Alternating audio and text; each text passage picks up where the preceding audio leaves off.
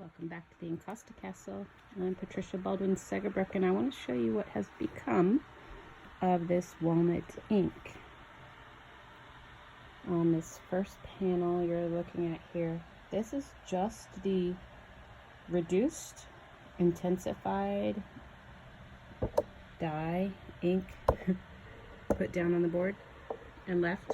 This is the raw board, raw panel, and here is where I've applied one layer of encaustic medium. You can kind of catch the glow behind it. It's still got great depth and great color. We're not losing any of that walnut staining.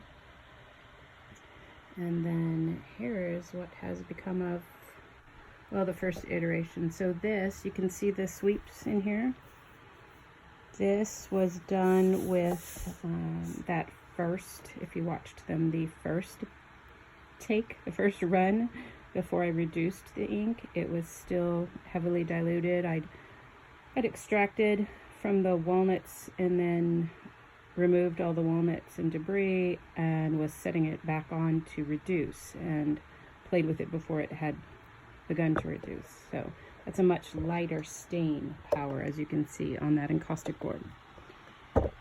Excuse me, I'm going to set this up and try to let go of holding my tripod without jerking you guys around too much. Quite literally. And get some paint going on. Oh, I forgot. Whoa. I forgot that I put my some new medium into here. But I just want to show you how beautiful it is to get that glow going on.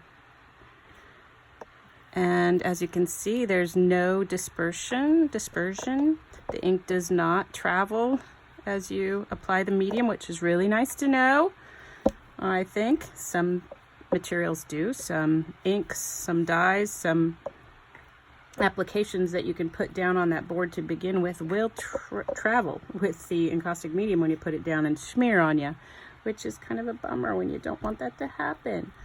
So FYI, the walnut ink stays put, and I'm actually really pleased. I thought it would, because it's such a concentration I've got going on here. I thought it would travel, especially in these spots, but it has not. I'm very pleased with that.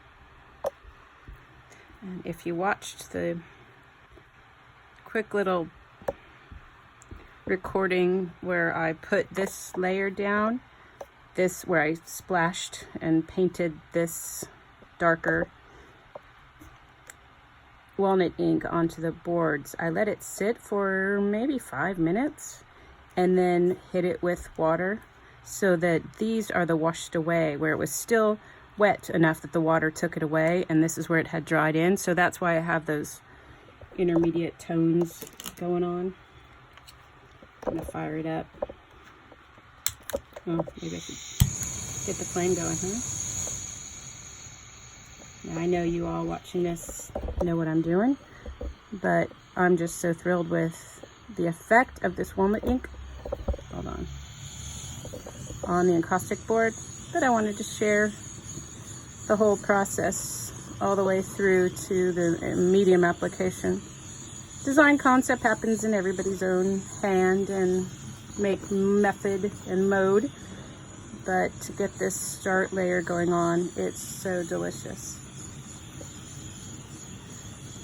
The one I already have the medium on that I showed you, sitting here right next to the one, it's still warm, so I'm still getting some of that haze as it cools and cures. It's really gonna pop, in other words.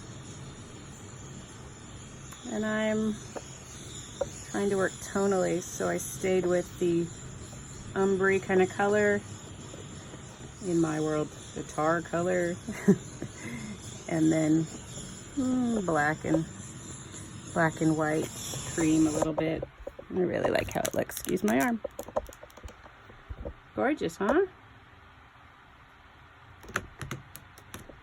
I'm going to keep playing, but I wanted to share that little bit, kind of complete the tour, if you will, of the walnut ink on encaustic board. 'Tis the season. It's autumn in the United States, in the Northern Hemisphere, and my black walnut trees are dropping more than I can handle.